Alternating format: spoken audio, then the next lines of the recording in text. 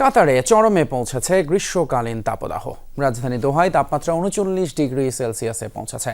কয়েকদিনের মধ্যেই দিনের বেলার তাপমাত্রা ৪৫ ডিগ্রি সেলসিয়াস পর্যন্ত পৌঁছাতে পারে বলে শঙ্কা দেশটির আবহাওয়া বিভাগের। হিটস্ট্রোকের ঝুঁকিতে রয়েছে প্রবাসী বাংলাদেশি সহ দেশটির শ্রমজীবীরা। শ্রমিকদের স্বাস্থ্য ঝুঁকি মোকাবেলায় সকাল ১০টা থেকে বিকেল ৩:৩০ পর্যন্ত খোলা আকাশের নিচে কাজ নিষিদ্ধ করেছে দেশটির সরকার। মরুভূমির দেশ কাতারে জুন থেকে সেপ্টেম্বর পর্যন্ত গ্রীষ্মকাল। বছরের এ সময়টায় পরিবেশের তাপমাত্রা ব্যাপক বৃদ্ধি পায় অঞ্চলটিতে। চলমান তাপদাহের তীব্র এ গরমের মাঝেই নির্মাণ খাতসহ খোলা জায়গায় কাজ করা দুরূহ হয়ে ওঠে শ্রমিকদের জন্য। হিট স্ট্রোক সহ বিভিন্ন ধরনের স্বাস্থ্য ঝুঁকিতে পড়েছেন তারা।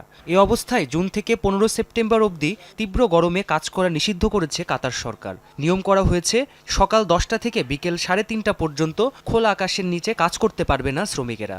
আইন ভঙ্গ করলে রয়েছে জরিমানা ও আইনি ব্যবস্থা। এই সিদ্ধান্তকে স্বাগত জানিয়েছেন প্রবাসীরা। বাইরে রোদের মাঝে কাজ করতে গেলে নাক দিয়ে রক্ত পড়ে, এরকম সমস্যাও আছে অনেক। তাই কাতার সরকার বিধিনিষেধ দিয়েছে যে আমরা যাতে সকাল ১০টার পরে বাইরে কোনো কাজ না করি। কাতারে অনেক গরম পড়েছে, তারপরেও আমরা কাজ করতে চলেছি।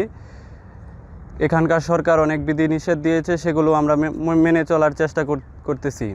বর্তমানে দেশটিতে প্রচুর তরুণ বাংলাদেশি কর্মরত রয়েছেন, যাদের বেশিরভাগই ফুড ডেলিভারি ও বাইক রাইডিং প্রতিষ্ঠানে কাজ করছেন। দিনের বেলা সরকারি বিধিনিষেধের কারণে ভোরবেলা, বিকাল ও রাতে কাজ করছেন তারা।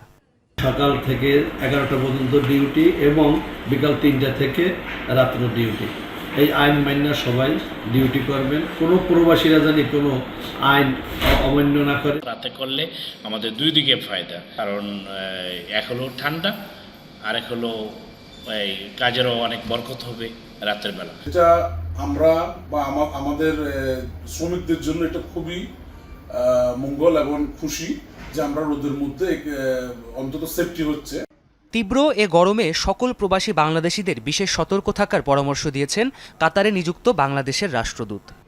আমার একটি অনুরোধ থাকবে যে তারা যাতে নিজেদের নিরাপত্তা নিশ্চিত করে ওনারা কাজ করেন এবং এই কাতার সরকারের যে বেঁধে দেওয়া 10টা থেকে 3টা পর্যন্ত বাইরে কোনো রকম কোনো শ্রমসাধ্য কাজ যাতে না করেন, এই জিনিসটা তারা বিধি রাখেন এবং একটু বেশি করে পানি খাবেন।